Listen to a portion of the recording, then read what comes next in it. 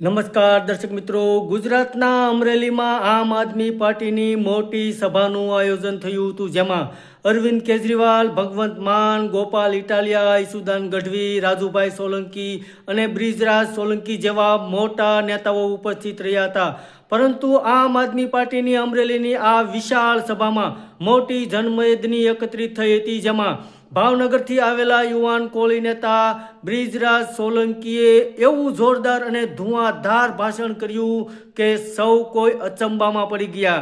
કારણ કે બ્રિજરાજ સોલંકીએ ભારતીય જનતા પાર્ટી અને ભારતીય જનતા પાર્ટીના મોટા નેતાઓ ઉપર જોરદાર પ્રહાર કરતા કહ્યું હતું કે આ ગુજરાત અને આ દેશ ભારતના ભાજપના નેતાઓના ફરમાન કે આદેશથી નથી ચાલતો, પરંતુ આ ગુજરાત અને આ દેશ ડૉક્ટર બાબા સાહેબ ભીમરાવ આંબેડકરના સંવિધાનથી ચાલે છે. એ વાત કાન ખોલીને સાંભળી લો. ડૉક્ટર બાબા સાહેબ આંબેડકરની એક કલમ 100 તલવારની બરાબર હતી. બાબા સાહેબ આંબેડકરે કહ્યું હતું કે 100 દિવસ બકરાની જિંદગી જીવવા કરતાં એક દિવસ સાવજની જિંદગી જીવીને જોઈ લો. આપણે સૌએ કોઈનાથી ડરવાની કે કોઈનાથી ગભરાવાની જરૂર નથી. આ આમ આદમી પાર્ટીના નેતાઓને 3 મહિના સુધી જેલમાં જવું પડ્યું, છતાં પણ આ આમ આદમી પાર્ટીના નેતાઓ ઝૂક્યા નથી અને ક્યારેય પણ ઝૂકશે પણ નહીં.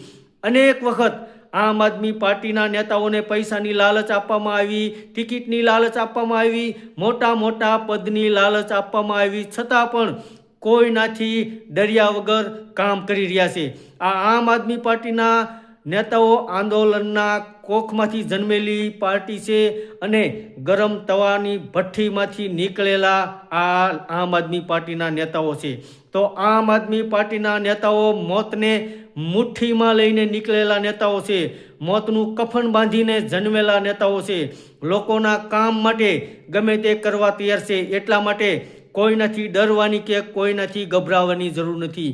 આવી રીતે અમરેલીમાં આમ આદમી પાર્ટીની મોટી સભામાં ભાવનગરના યુવાન કોળી નેતા બ્રિજરાજ સોલંકીએ ભારતીય જનતા પાર્ટીની સરકાર અને ભારતીય જનતા પાર્ટીના નેતાઓ ઉપર આકરા પ્રહારો કર્યા હતા, જેને જોઈને મોટા પ્રમાણમાં આવેલી જનમેદની આમ આદમી પાર્ટીના નેતાઓ સ્ટેજ ઉપર બેઠેલા અને જેઓ પણ આમ આદમી પાર્ટીની સભામાં આવ્યા હતા તે બધાએ આ બ્રિજરાજ સોલંકીના જોરદાર ભાષણને તાળીઓથી વધાવી લીધું હતું.